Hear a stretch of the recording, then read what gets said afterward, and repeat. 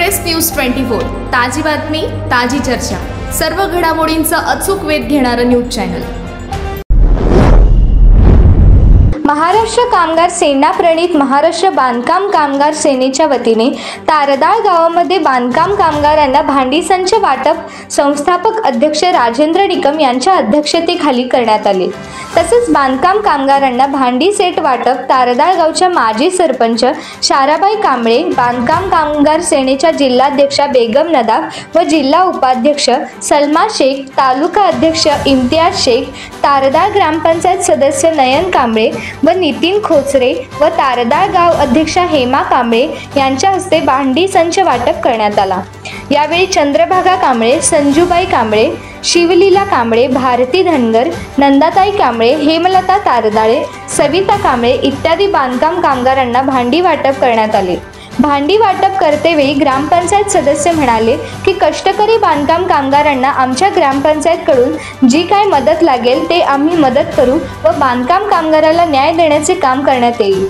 तसेच तारदाळ खोतवाडी या परिसरात बांधकाम कामगारांची संख्या जास्त प्रमाणात आहे, तरी सदरच्या बांधकाम कामगारांना न्याय मिळवून देण्यासाठी तुमच्या महाराष्ट्र बांधकाम कामगार सेनेच्या सर्वच पदाधिकाऱ्यांनी जीवाचे रान करून बांधकाम कामगाराला द्यावा।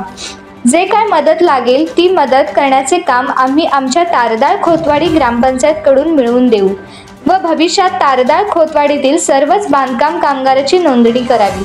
बांधकाम कामगाराला न्याय मिळवून द्यावा अशा सूचना महाराष्ट्र बांधकाम कामगार सेनेच्या पदाधिकाऱ्यांना देण्यात आल्या। तालुका अध्यक्ष इम्तियाज शेख म्हणाले की तारदाळ खोतवाडी या भागातील व हातकणंगले तालुक्यातील एकही बांधकाम कामगार महाराष्ट्र शासनाच्या लाभापासून वंचित राहणार नाही व पूर्ण हातकणंगले तालुका पिंजून काढू।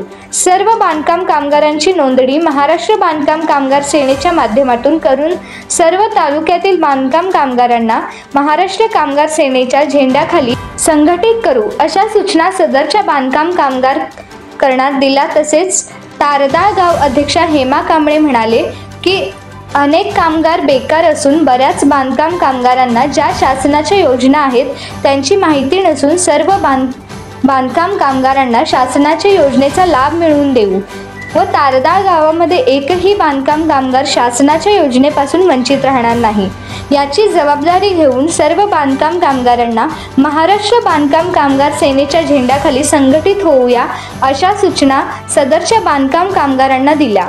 कामगार सेनेचे नाव घराघरात पोहोचवून व बांधकाम कामगाराला न्याय मिळवून देऊ असे आश्वासन सदरच्या बांधकाम कामगारांना देण्यात आले।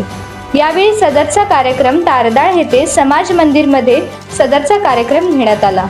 या वेळेला बांधकाम कामगार मोठ्या संख्येने उपस्थित होते।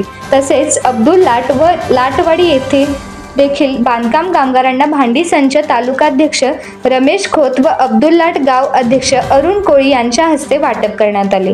यावेळी हातकणंगले व शिरोळ तालुक्यातील बराच बांधकाम कामगारांना महाराष्ट्र बांधकाम कामगार सेनेचे वतीने भांडी संच व इतर लाभाचे वाटप करण्यात आले। यावेळी बांधकाम कामगार मोठ्या संख्येने उपस्थित होते। शेवटी आभार बांधकाम कामगार सेनेच्या इचलकरंजी शहर उपाध्यक्ष प्रियंका पाटील यांनी आभार मानले।